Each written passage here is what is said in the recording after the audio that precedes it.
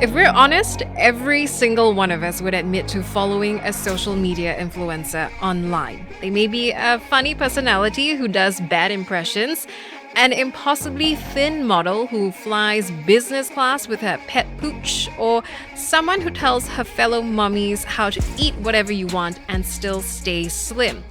Love them or loathe them, they are part of what is now known as the creator economy.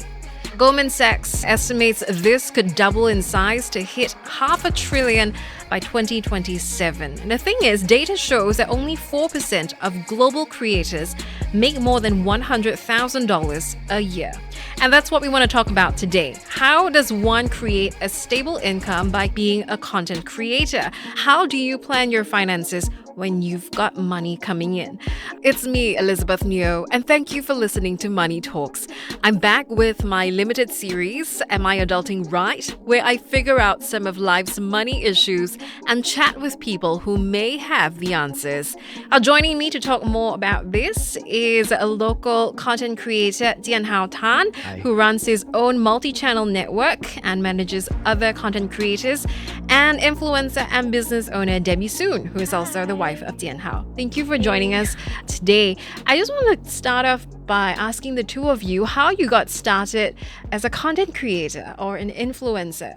I got started when I was in high school 12 years ago, when I lived in Vietnam. So I actually lived in Cambodia first for 5 years and then Vietnam for 6 years. So we started around 2010. And the first video was actually a school project video, and our job was to create an anti-bullying video. Then we picked up some skills, and then me and my friends thought, hey, actually we could make this a thing. So we started doing some sketches, how to cut the queue, how to cut the line, and even how to cross the road in Vietnam. So giving tips like these, our YouTube channel, it took off a little. And then after that, I came back to Singapore and I started my media agency 4 years later. Did you think that creating videos would propel you into starting your own multi-channel network? You've got so many followers online. You also manage other content creators. Did you ever think that starting a YouTube channel, making videos, would set you on that path? It initially wasn't the plan. At the start, my dream was just to not work for anyone. Okay. Yeah. So, well, I mean, it seems to have come true for you because you don't work for anyone. You work for yourself. It took me a few years to realize that there's no such thing as not working for anyone. That you will always be accountable for people. In the end, I think I work for More people. work for more people. Okay, Debbie, did you always want to be a content creator? I think in the beginning, no. Oh, I'm not done with my story. Okay, So, continue. Sorry. after high school, I started the agency, and then we brought in a few creators under the network. And when Debbie and I first got together, I always knew Debbie had what it takes to be a content creator. I eased her in slowly, and then everything just naturally happened. I want to know about getting started and whether this was actually part of your career plan to become a content creator and make that like a full-time job. Oh, definitely was never in my plans. And I'm not a person that plans very, very far into the future. And I took it one step at a time. I mean, when we first met, when we fell in love, it was just me going to school and stuff. And we started the cafe business when I was in school. So at that point of time, I was helping to manage the cafe. And then slowly, we just eased into it. He was asking me to appear in some of the videos. And that's where like traction started to pick up. And I started to get my own like audience and followers as So well. at which point did you find that, hey, actually, I can make this into a job that brings me an income? I think when the clients starts coming in. When the brands start working with her. Yeah. For you, when did you realize that this could be a job? Maybe when you started to see money, clients Even when I reaching first out? started seeing money come in, I wasn't sure what the industry would be like, how long I would be here for. Because the typical shelf life for an influencer or content creator is around 4 years. So That's very interesting. I want to actually hear more about Sure. that. When you say shelf life, meaning after 4 years, they kind of either drop off or they no longer be relevant, or someone in the same field becomes newer and they come in with more skills or something fresher. So how do you drop off? Do you get less sponsorships? Do brands start to not want to work with you as much? I think it's the same like a product life cycle. For any brand that brings in a product or like shampoo or something, they always still have to refresh their product or do a rebrand, or just the same as content creators. They have Stay to relevant. stay relevant, Yeah. reinvent themselves.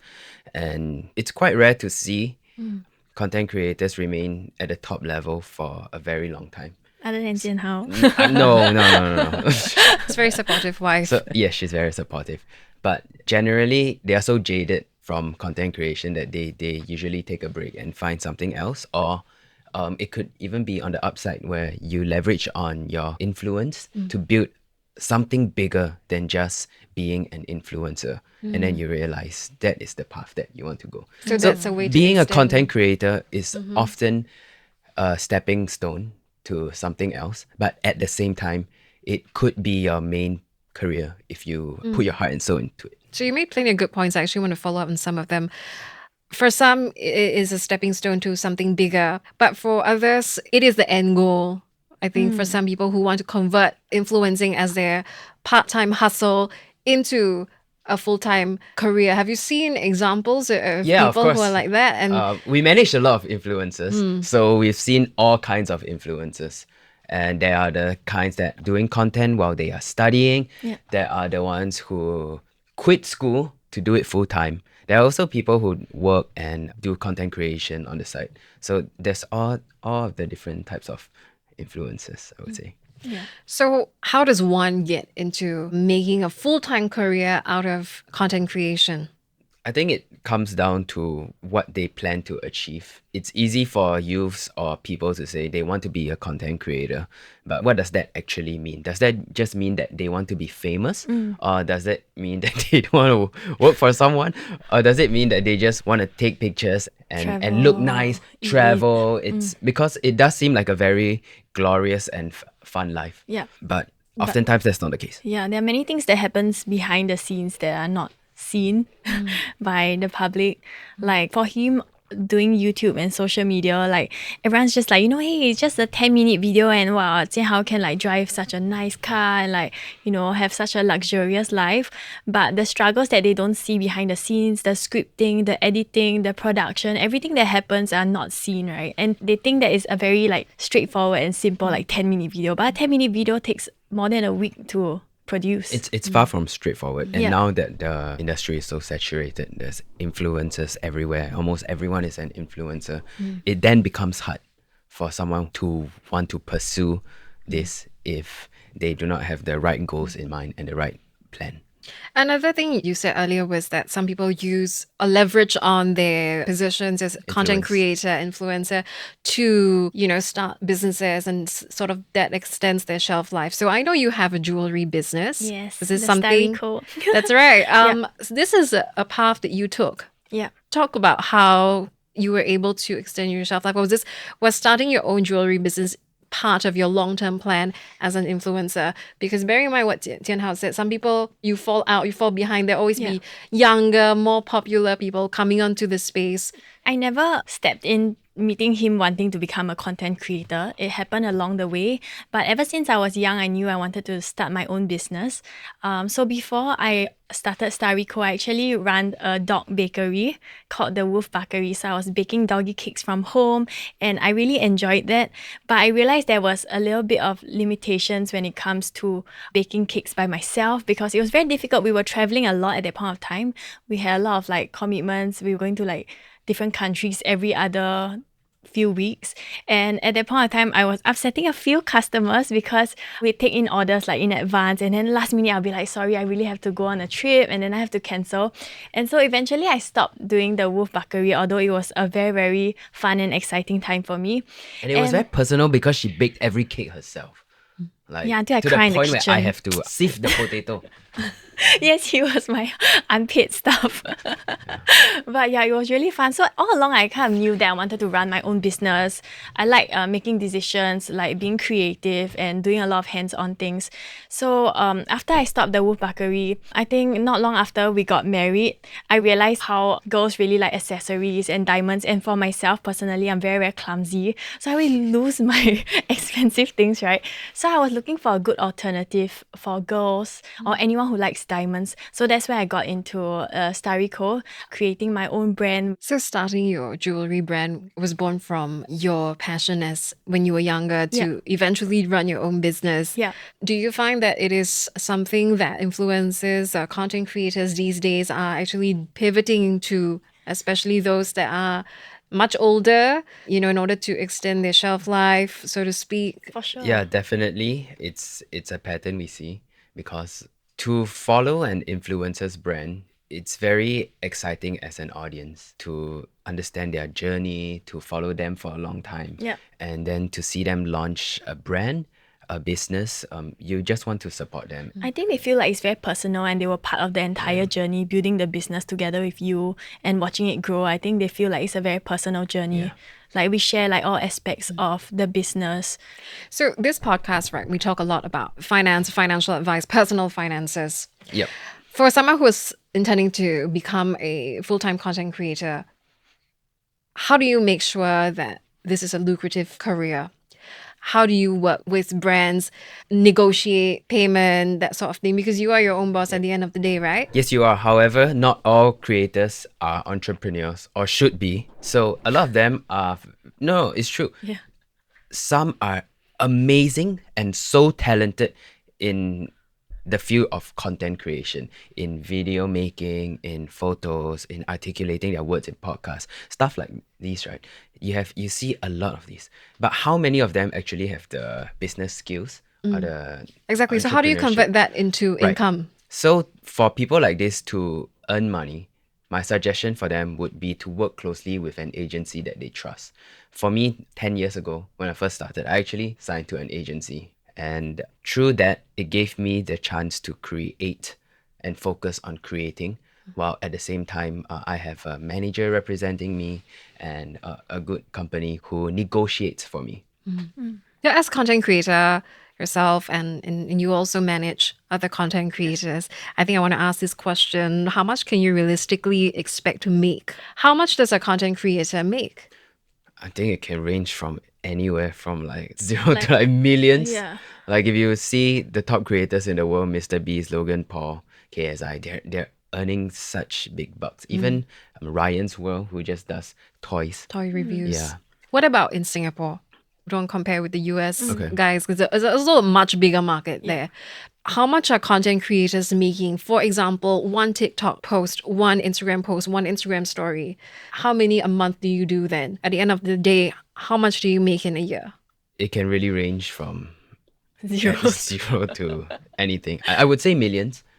Even in Singapore? Why not? How much could we realistically expect to pay for one Instagram post for someone who is quite well known in the creator scene? Maybe 2 to 10,000. If you're working a brand, if you're a smaller influencer, the budget will of course be a little bit smaller, and then they will barter trade with you. For example, they will send you some of their products and hope that you can post about it. And then on the more macro influencer side, then the fee tends to get a little bit higher, and it can range up to 5 digits. And that's just for one post. How many requests for posts do you get a month, for example? Me? In general, doesn't have to be you, but how about the people that you manage? Maybe 3-4 requests for posts? Yeah, 3 to 4 is reasonable. If they work harder, it will be more.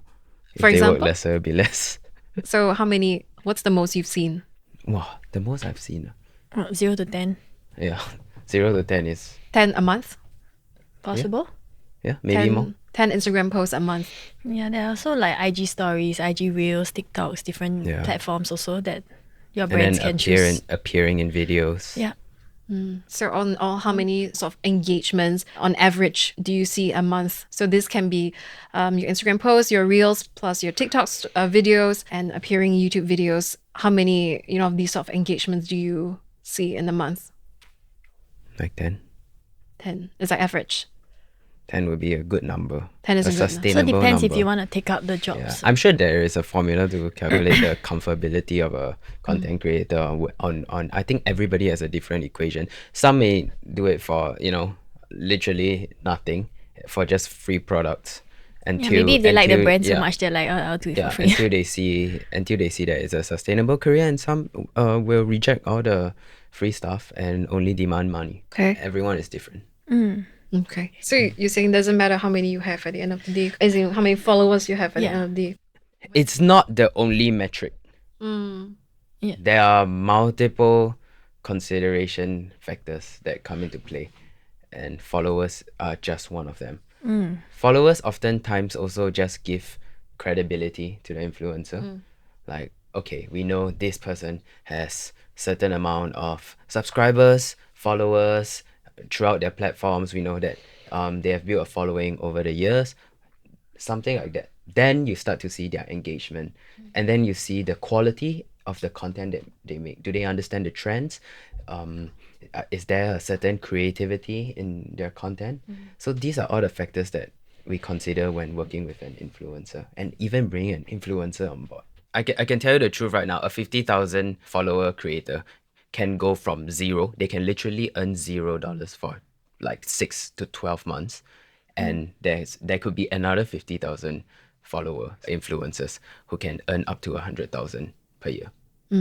And what sets those two influencers apart then? Well, then it comes down to the sources of revenue for the influencer. Like what does the influencer encompass? How hard does the influencer work? And what is their niche? What is their audience? Let me give you an example. If you are a parent and you look up to a certain parenting influencer, when you go to look for maybe stuff like milk powders, diapers, what other mother stuff?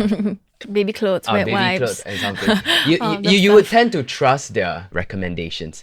And then if you are a brand, this is the influencer that you will go to. Yeah. So as an influencer, to earn more money, they need to have a niche and they need to gain the trust of their audience. Okay. So for somebody like this, they would tend to earn more as compared to someone who just takes nice photos, for example.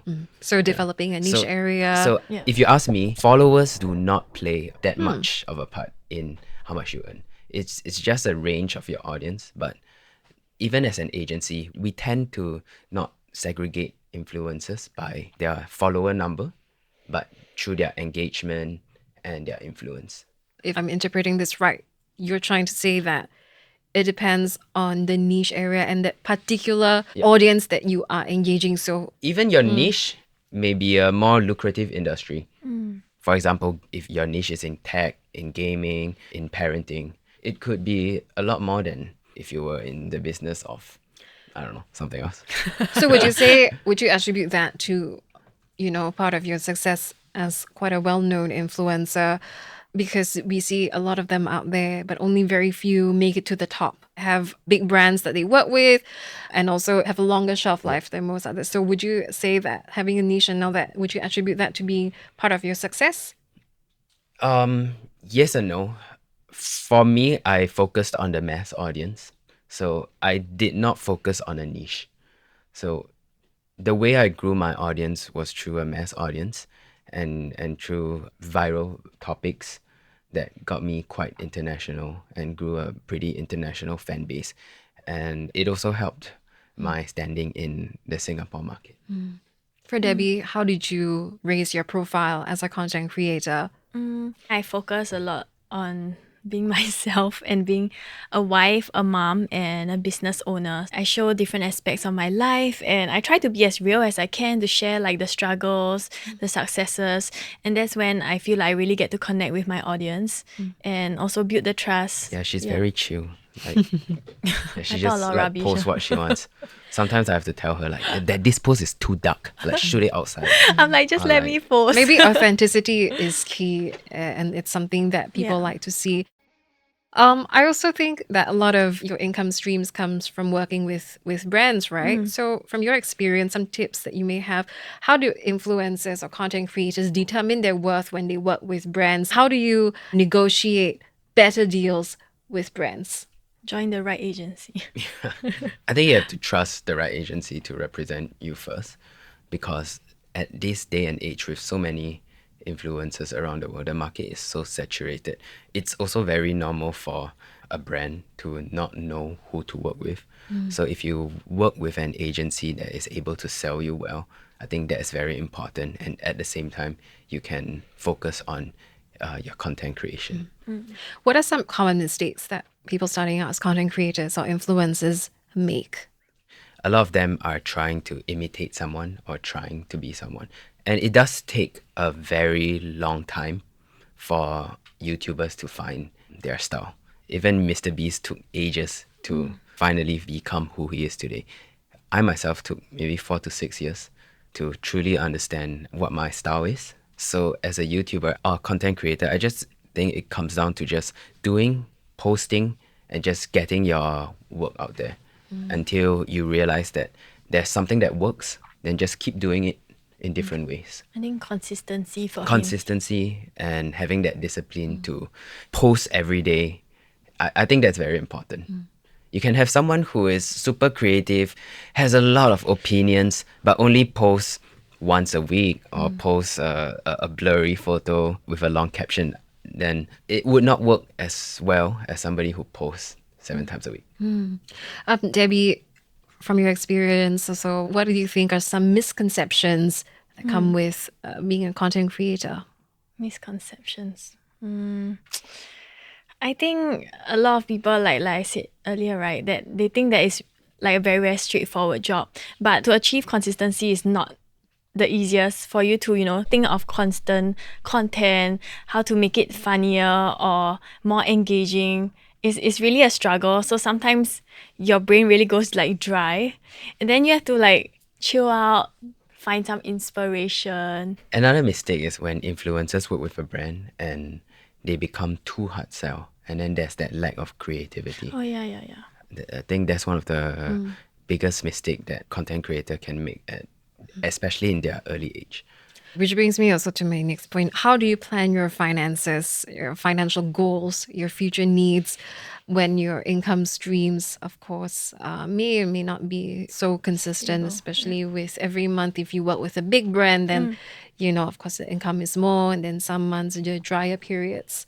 That's why those who pursue a full-time content creation career are risk takers. And for a lot of them, they are willing to live with this, to live with the unknown, because they are unable to forecast their finances. But generally, if one takes the step to quit whatever they are doing to pursue a content creation career, it's highly likely that they have plans, and it's very rare to see somebody quit whatever they are doing, school or work, and not know what's coming It's for all them. in. The content creators who I've seen generally know that they are on a rise, and this is a step worth taking aside from the norm. For the two of you, you have a little family, you have a daughter. How do you plan your future, your finances? How do you deal with emergency costs, for example? Investments, building businesses, Buying like- hospital insurance. but That's super important for real. Like Yeah. we experienced that like twice. Unfortunately, when Starly was younger, she was hospitalized, and I realized, how important it actually is to have a good hospital for real. yeah. From your experience, Jianhao, do you have a fixed income stream because you also manage influencers? Yes, you I do. you run From your my own company, business? I draw a salary. And then through my work on my branded content, there's another source of revenue. It's two different job scopes and two different revenues. So I play a job as a CEO in Titan Digital Media. And at the same time, I'm also a content creator. Just like Debbie, she's the owner of her brand, Starrico, and she's also a content creator. So another point that also you brought up earlier was that, if people don't rejuvenate and update and basically stay relevant, they lose out to younger or newer people in the scene with more followers. What happens also if you age out, if you get too old? Is that a thing? No, it's not. Anti-aging serum. As you grow older, it's in fact easier to have your own niche and to have the credibility and trust of your audience and brands. Those who have been in the industry for at least 5 to 10 years, if I were a brand or an agency, I would not be afraid that this person may get into the news for something that may affect our campaign. They are a safer choice and a more credible choice because of the audience and the work they have done over the years. That plays a big part as well. So you're saying that influencers or content creators who have been in this role for longer tend to be more legitimate, and it's easier to navigate the space, get Longer than more 4 gigs. years. Is that true? Being in the game for longer is easier than those who are starting out. It's actually not easier than those who are starting out, because those who are on the rise, it's very exciting. The brands want to put their names on them. Everyone wants a piece of them. But at the end of the day, it comes down to different strategies as well, and understanding the trends of the market. And with a more effective marketing strategy for a brand, you would want a more diverse range of influencers to work with. Do you two of you see yourself doing this for a long time? For me, yes, I would love to do it forever. It does not change over the years, the passion and the creativity in my blood to create videos and to work with content creators. And at this age, I feel like I can also be a mentor to a lot of creators. I'm able to inspire them. I'm able to guide them. I'm able to share with them the mistakes and the shortcomings that I face throughout my last 10 years so that they can reach my level in 2 years. And that's what I aspire to be. And that's what I hope I can do for the influencers and the content creators around me and in Titan Digital Media. Because at the end of the day, I want to see this creator economy grow. I do believe that in the coming years, in the future, influencers, content creators will be a real and stable job. The current generation aspires to be YouTubers, aspire to be TikTokers, influencers. And as they grow older, we will actually see it come to fruition, and it won't take long. Well, Jianhao, you think that, this creator space will only grow and more people turn to... Yeah, and it's also my part to build this creator ecosystem, being in my position. Give us your best financial advice for someone who is a content creator or thinking of being a content creator but is concerned about streams of income, losing out to other content creators, the issue of being competitive in this space, and basically planning for their future. My answer would be a bit biased because I am, after all, a CEO of a talent agency. However, I really encourage the younger influencers or those who are starting out to look into working with agency, not like selling your soul to the agency, but just having a good relationship with agencies, because at the end of the day, these agencies that will sell you, that eventually have a certain comfort with working with you, and in fact they will help you plan your finances. If you have discussions with them, they will be able to share more of their plans, and at the end of the day also invest your money and time wisely. That is the dream, right? I'm sure people In what go colour? through your Of course that's Instagram the and dream. look at your cars as well and be like, hey, I want to get that. I mean, he So- worked really, really hard. Yeah. He deserves it. But A few more. That's why But I it have would to be ask very- Jianhao for his financial Yeah, if you advice, ask- because everybody would aspire to... My advice would be, don't ask me for advice. Oh, but this is Especially a financial perfect advice. example of someone who, or rather an example of someone who has, in the eyes of many young people out there, made it, managed to start his own business, manage other content creators. And so, definitely there will be questions on how to I get can do there. that too, how a young or someone else out there You can must do have that passion. too. You must work hard. Be Yeah. consistent. And how do you Passion, manage your work hard, finances? creative Yeah, it's activity, crazy. discipline, and how to manage the finances. Okay, Should I be buying my first supercar with... Is this something that you would... I mean, if it makes you super Yeah, if happy, it makes you go for happy, it. if it justifies the work you have done, Yeah. if what's If like, it's your priority, go for it, man. I think in life, whether you're a content creator or not, you should just enjoy and be happier. There's not always an absolute need to follow the traditional way of thinking. Yeah. Life is already very difficult. Work can be tough. Going out with your friends, buying something that is a little bit more expensive. It's fun, and if Life it is makes you short. happy, if it makes everything more justifiable, then sure. Okay. More takes Well, away the misery. That's some wise words. So, while many are drawn to the flexibility of working at your own pace and being your own boss, and recognize that it is possible to monetize your hobby, it's really not as rosy as it seems. But as we heard, it can be a legitimate career, and not just because Oxford Dictionary added the word influencer back in 2022. So, Jianhao and Debbie, thank you so much for coming on the show, and thank you to our listeners for tuning in. If Thank you. you've enjoyed this episode of Money Talks, do check out our other content on Spotify, Apple, or Google Podcasts. We're also going to be taking a short break. Do follow us so that you know when the new episodes drop. Now, the team behind Money Talks is Joanne Chan, Jacqueline Chan, Crispina Roberts, Saya Win, and me, Liz Neo.